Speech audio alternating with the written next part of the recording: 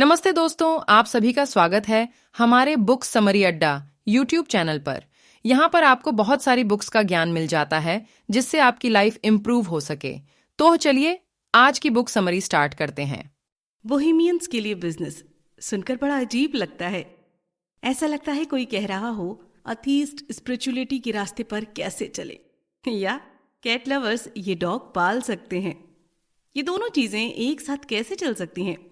बोहेमियंस तो आर्ट्स में दिलचस्पी रखते हैं, क्रिएटिव लोग होते हैं जिन्हें फुर्सत और खाली रहना पसंद होता है। तो वहीं दूसरी तरफ बिजनेस पैसे ओरिएंटेड होता है जिसमें आपको हर वक्त काम करना पड़ता है। तो ऐसे में ये बोहेमियंस के इंटरेस्ट के एकदम उलट हो गया। लेकिन इस समरी में आप जानेंगे कि ये दोनों चीजें उतना भी उलट नहीं है जितना हमें लगता है। हालांकि थोड़ा सा कंपैटिबिलिटी की कमी है, लेकिन फिर भी बोहेमियंस और बिजनेस दोनों एक साथ चल सकते हैं। इस समरी में आप जानेंगे कि क्यों बिजनेस जॉब से बेहतर है, और क्यों बिजनेस करना मुश्किल है, और क्यों मुश्किलों के बावजूद आपको ये करना चाहिए। तो चलिए शुरू करते हैं। जॉब के मुकाबले बोहेमियंस के लिए बिजनेस ज़्यादा बेहतर होगा, क्योंकि इससे वो अपनी ज़िंदगी की फ्रीडम बनाए रख सकते हैं। अगर हम बोहेमियंस की लाइफ और बिजनेस को कंपेयर करें तो ऐसा बिल्कुल नहीं लगता कि बोहेमियंस बिजनेस के फील्ड में आ सकते हैं। बोहेमियंस क्रिएटिव प्रोजेक्ट पर काम करने, म्यूजिक सुनने, वाइन पीने, फिलोसॉफिकल बातें करने और शहर की भीड़ भाड़ से दूर घूमने में अपनी ज़िंदगी बिताना चाहते हैं। अगर आप बोहेमियन हैं तो आप भी अपनी ज़िंदगी ऑफिस में बैठकर बिजनेस रिलेटेड टिपिकल बातें करने में नहीं बिताना चाहेंगे। सबसे ज़्यादा ये कि हम बोहेमियंस अपनी ज़िंदगी आज़ादी से गुजारना चाहते हैं। लेकिन अगर हम दौलतमंद नहीं हैं तो अपने खर्चे उठाने के लिए हमें कमाना पड़ेगा। उसके लिए हमारे पास दो ही ऑप्शंस बचते हैं, जॉब या बिजनेस। अगर जॉब की बात करें तो इसका सीधा सा मतलब है कि अपने आप को किसी और की अथॉरिटी में दे देना, और अक्सर ये अथॉरिटी जॉइंट कंपनीज की होती है। इसे वेज सैलरी कहने की वजह है इसमें सिर्फ लो पेड वर्कर ही सफ़र नहीं करते। अगर आपकी सैलरी ज़्यादा भी है तब भी आप किसी के अथॉरिटी में ही हैं और आपका काम किसी और के लिए ही है। इसमें कोई शक नहीं है कि बहुत सारे बैंकर्स और लॉयर्स दुखी हैं, क्योंकि वो बहुत पैसे कमाते हैं लेकिन फिर भी उनकी मेहनत का हर घंटा किसी और के लिए लिखा हुआ है। बस आप वो नौकर हैं जिसके पास पैसा ज़्यादा है। इससे बचने का एक ही ऑप्शन है, आप अपने लिए काम करें। और अपने लिए काम करने का मतलब है बिजनेस, चाहे वो फ्रीलांसिंग हो, एंटरप्रेन्योर के तौर पर हो, या फिर स्मॉल बिजनेस। इनमें से कोई एक चुनकर आप डिसाइड कर सकते हैं कि आप क्या करेंगे और कैसे करेंगे। आपके प्रोडक्ट और सर्विस क्या होगी, आप कब और कहाँ काम करेंगे, किसके साथ काम करेंगे। इन सभी सवालों का जवाब खुद को ही देना पड़ेगा। इसका मतलब आप अपने बनाए रास्ते पर चलेंगे, अपने लिए चीयर करेंगे। क्या बिजनेस के रास्ते पर चलने के लिए आइडियाज़ का होना ज़रूरी है? हाँ बिल्कुल, लेकिन ये एक रिवॉल्यूशनरी रास्ता भी है। आप जो भी कर सकते हैं अपने लिए, किसी और के लिए नहीं। आप अपनी ज़िंदगी को अपने हाथ में रख रहे हैं, न कि इसकी डोर किसी कॉरपोरेट मास्टर के हाथ में थमा रहे हैं। आप पहले से किसी के द्वारा बनाए गए रास्ते पर चलने के बजाय इस दुनिया को कुछ नया दे रही हैं। मतलब जब आप बिजनेस शुरू करते हैं तो बोहेमियंस होने के नाते आज़ादी के लिए तरसते नहीं, बल्कि इसे अपनी मुट्ठी में कर लेते हैं। आप अपने बिजनेस में अपनी बोहेमियंस वैल्यूज का इस्तेमाल कर सकते हैं, जो कि बिजनेस के लिए भी फायदेमंद होगा। एक बार किसी के गैराज में एक छोटे से स्टार्टअप ने जन्म लिया, और धीरे धीरे एक दिन वो इतना बड़ा कॉरपोरेशन बन गया कि इकोनॉमी का हर सेक्टर उसके पीछे लामबद्ध हो गया। बहुत सारे बिजनेस करने वालों के लिए ये एक इंस्पायरिंग स्टोरी है। लेकिन अगर आप एक बोहेमियन हैं तो हो सकता है कि आपको ये सावधान कर देने वाली कहानी नजर आए। दुनिया के कॉरपोरेट सेक्टर में हो रहे एक तरह से दिन रात मेहनत के अत्याचार से बचना चाहते हैं, न कि उसमें से एक बन जाना। आपके लिए बिजनेस की दुनिया का हिस्सा बनने के और भी तरीके हैं। आप लाइफस्टाइल बिजनेस चुन सकते हैं। स्मॉल स्केल पर चलने वाला बिजनेस है जिसे आप अपने दम पर या किसी पार्टनर के साथ हैंडल कर सकते हैं। मिसाल के तौर पर आप shopkeeper, life coach, consultant, coffee shop owner, plumber या टेलर, इनमें से कोई भी ऑप्शन चुन सकते हैं। बहुत सारे बोहेमियंस के लिए इस तरह की लाइफ सेटिस्फाइंग होती है, क्योंकि इसमें वो अपने लिए ठीक ठाक कमाने के साथ कुछ वक्त भी बचा सकते हैं, जिसमें अपनी मर्जी की जिंदगी जी सकते हैं। अगर आपको लगता है कि आप इनमें से कोई बिजनेस चुन सकते हैं तो बहुत अच्छी बात है। इस तरह के बिजनेस से आपको अपने खर्चे भी पता चल जाएंगे और अपनी बोहेमियंस वैल्यूज से आपको कॉम्प्रोमाइज भी नहीं करना पड़ेगा। लेकिन अगर आप कोई बड़ा एम्बिशन रखते हैं तो वो और अच्छी बात है, क्योंकि आपके पास आपका मिशन या दुनिया को देने के लिए कोई मैसेज हो सकता है। ऐसे में आपको अपना मकसद हासिल करने के लिए अपने बिजनेस को आगे बढ़ाना पड़ेगा। इसका ये मतलब नहीं है कि आप किसी बड़ी कंपनी के हेड और अपनी फील्ड के टाइकून बन जाएंगे।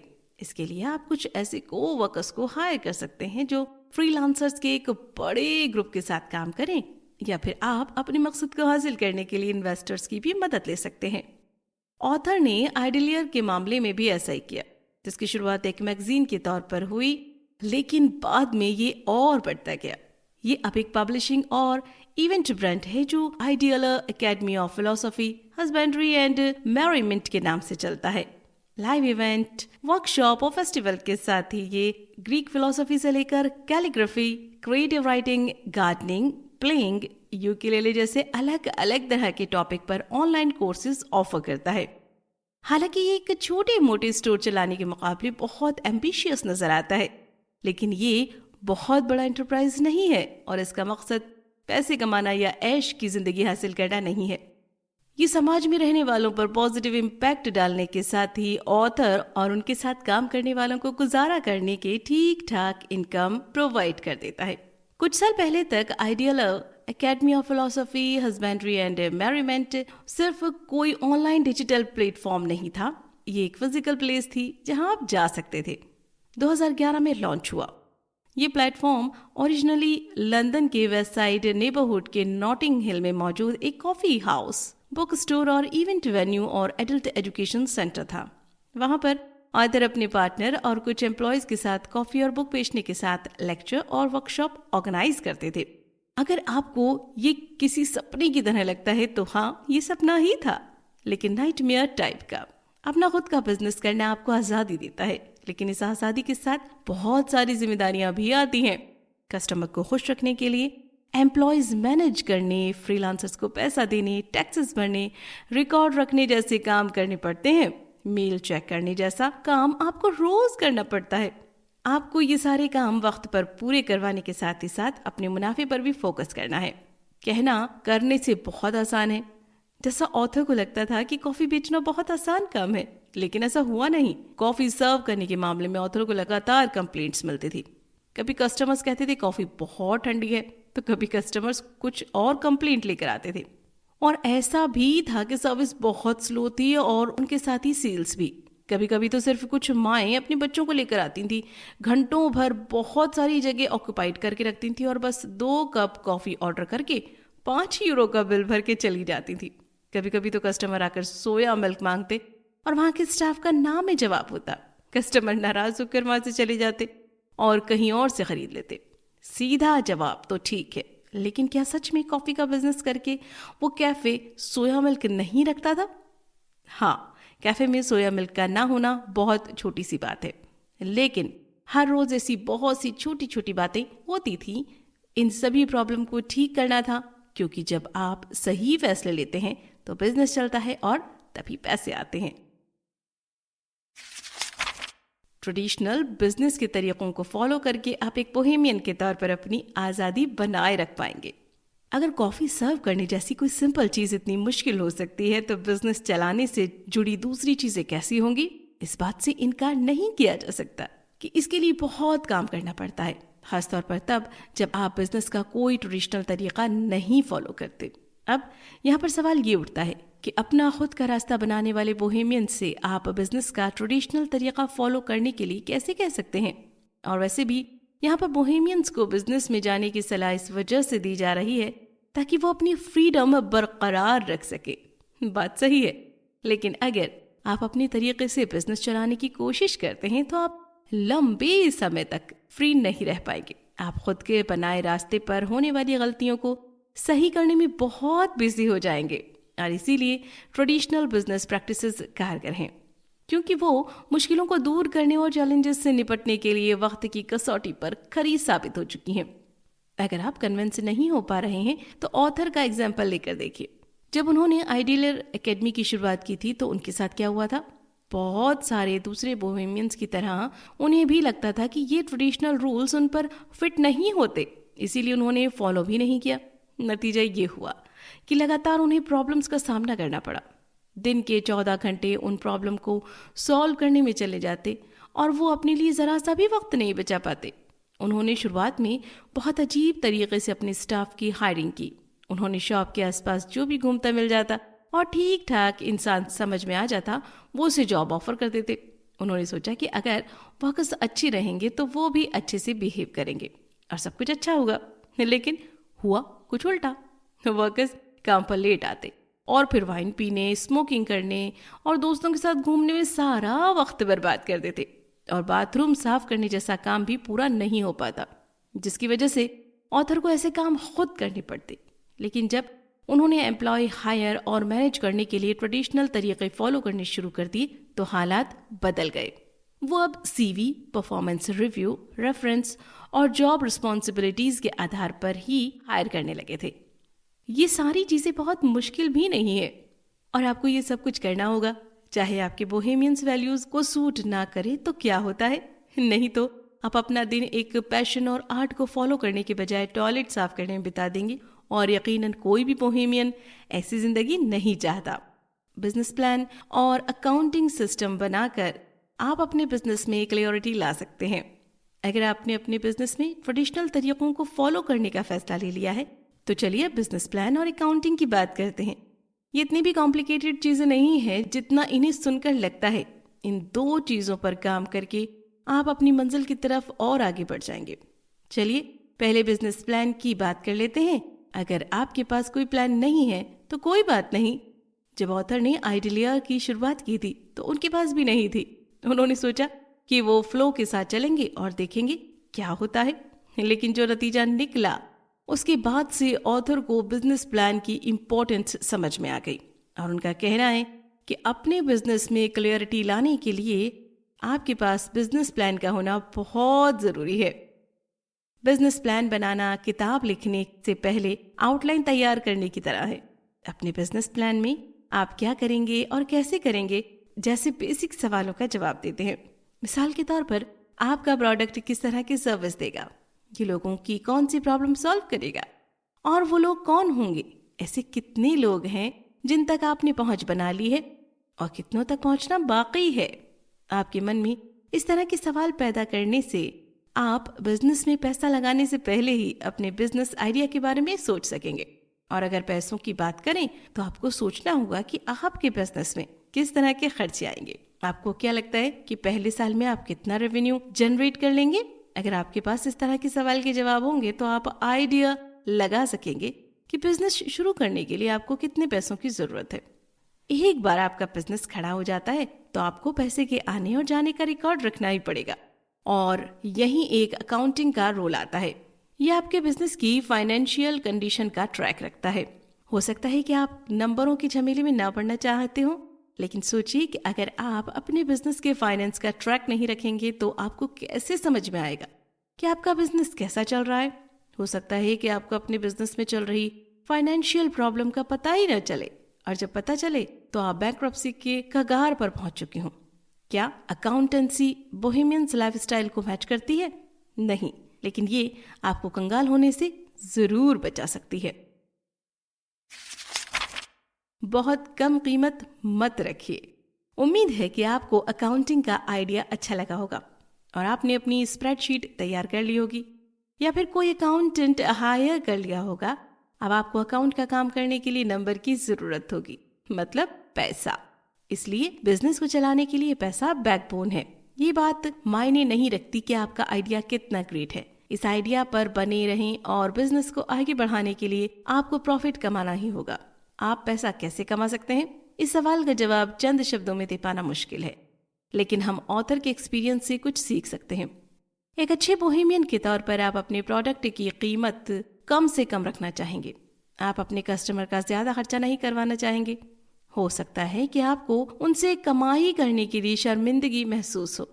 आप ये भी चाहेंगे कि ज़्यादा से ज़्यादा लोग आपका प्रोडक्ट खरीदें, क्योंकि आपके प्रोडक्ट की कीमत बहुत कम है, इसीलिए सेल भी ज़्यादा ही होगी, है ना?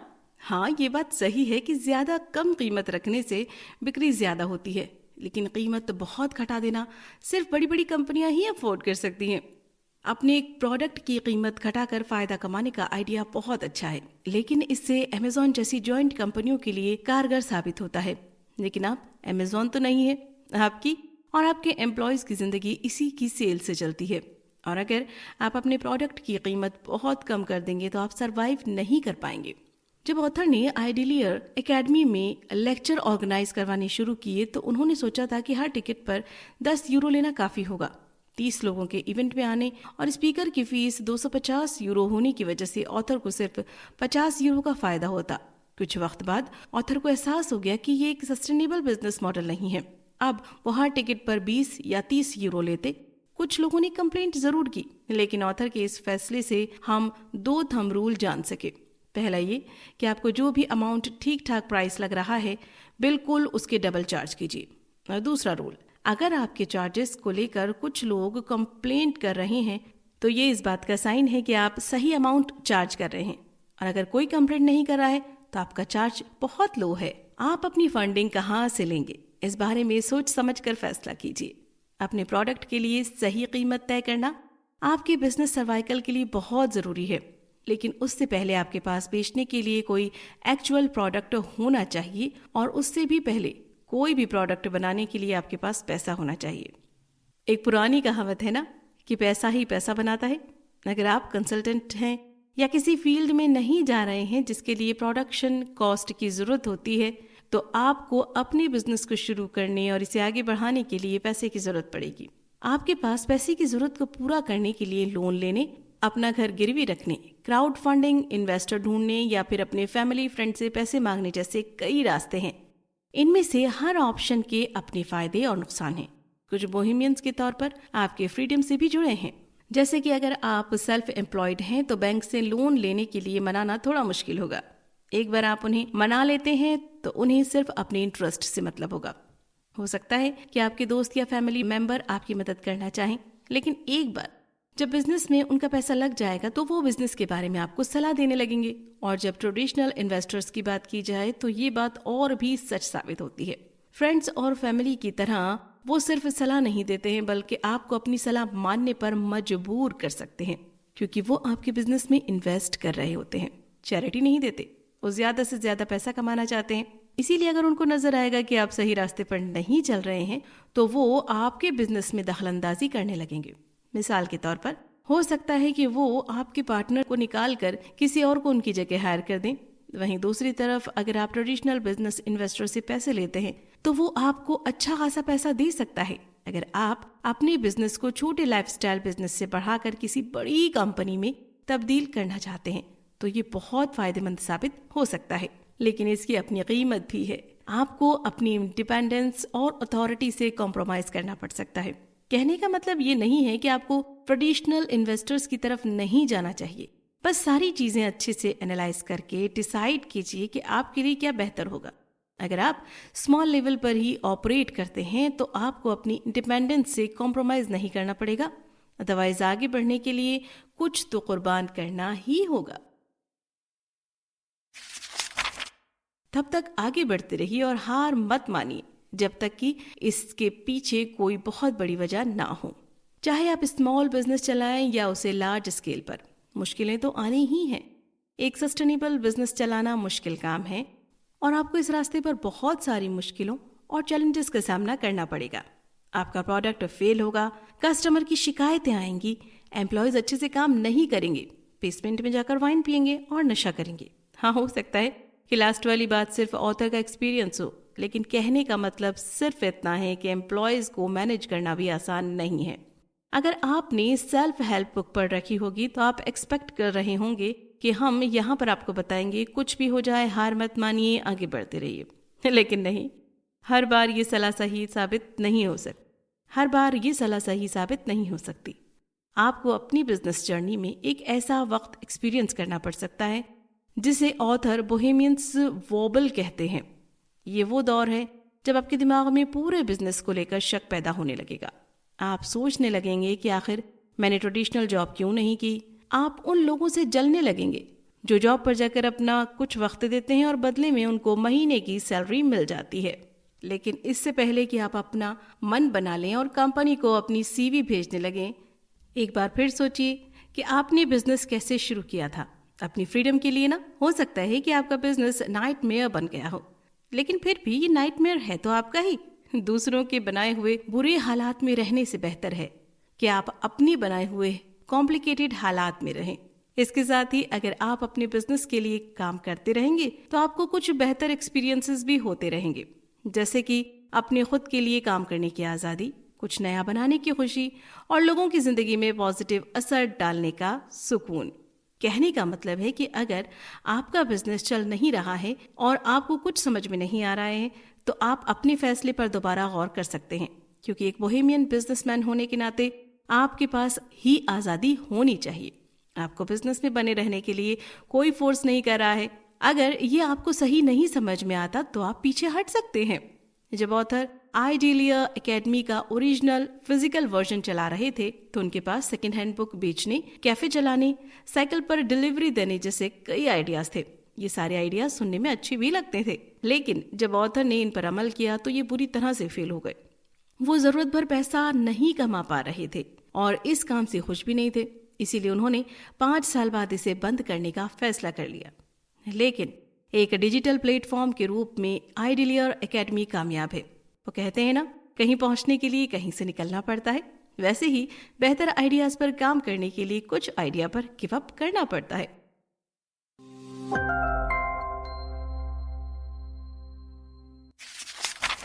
कुल मिलाकर एक ट्रेडिशनल जॉब के मुकाबले बिजनेस में जाना बोहेमियंस के लिए बेहतर हो सकता है, क्योंकि इसमें उनके पास आज़ादी होती है। आज़ादी को बरकरार रखने के लिए आपको अपने बिजनेस को सस्टेनेबल और मैनेजेबल बनाना होगा।